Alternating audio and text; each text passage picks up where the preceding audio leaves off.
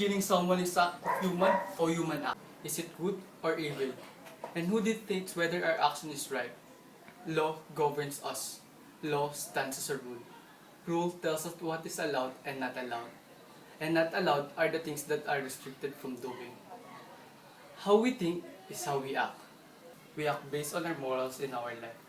Intention of the act dictates morality. Morality is the beliefs of what is wrong and right behavior. Also, morality is the relationship human act with dictates of reasons. And there's two kinds of human act. First is the act of human. Act of human is an act that does not come from the deliberate of free will. The other one is human act. This is an act that comes from the deliberate of free will. First, let me give you the meaning of free will.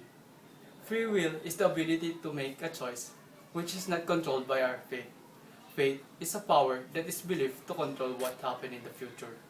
So in free will, you have your choice to make. It's either you do the act or not. Do the three aspects in human act. The deliberate, free, and will.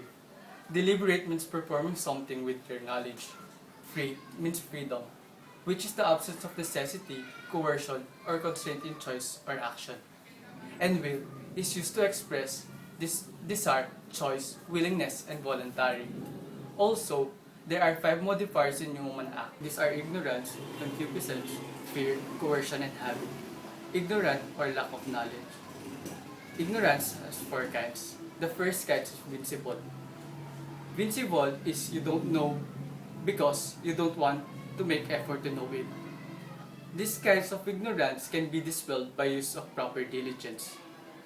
Vincible can be classified as human act because you have the choice, either you do it or not. To give you an example of vincible, you don't have the assignment because you are absent last meeting. In this situation, you have your ways for you to know that you have assignment by asking one of your classmates or seatmates. Next kind is invincible. These kinds of ignorance that there's no way for you to know. In this case, it is an act of human because you don't have your free will. And it's the concomitant or happening at the same time as something else. Again, it is human act because you have your choice to make. And lastly, consequent. Consequent is a kind of ignorance that comes directly from the will. Another modifier is the concupiscence or motion. Under concupiscence is antecedent and consequent. In antecedent, you are already exposed for you to make the act, while in consequence, you need to make ways for you to make the act. Both actions are classified as human act. In emotion, there are 2 exemptions of being human act. First is the temporary insanity. Let me give you a situation. Gino is married with Mary for more than 10 years. One day, Mary found out that Gino has a mistress. So Mary makes a plan to bust Gino. Gino went out to meet his mistress and Mary follows him and brings her gun with her. At the middle of the night, Mary saw Gino kissing with his mistress. Mary picks her gun and shoots both of them. In this situation, Mary will not be punished because of her act, because law believes Mary's action is normal because of the situation.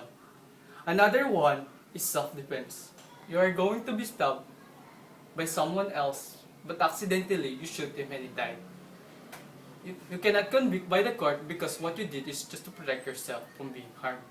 The next one is fear. It is the hardest one to face, but fear is classified as human act because even you fear something, you have the choice if you are going to face or quit. The 4th modifier is coercion or violence. And lastly is habit, something that does not often in regular and repeated way. It is a human act. Free will can be a big part.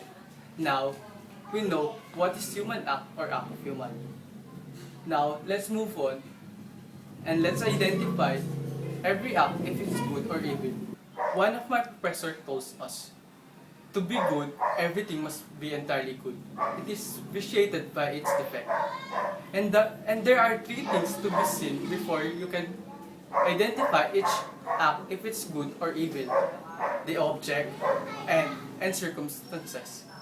Object is the act being performed and is the intention. Circumstances is the condition to which the act being performed. If killing someone is good or evil, it is evil because of the act being performed, even though it has a good intention and condition.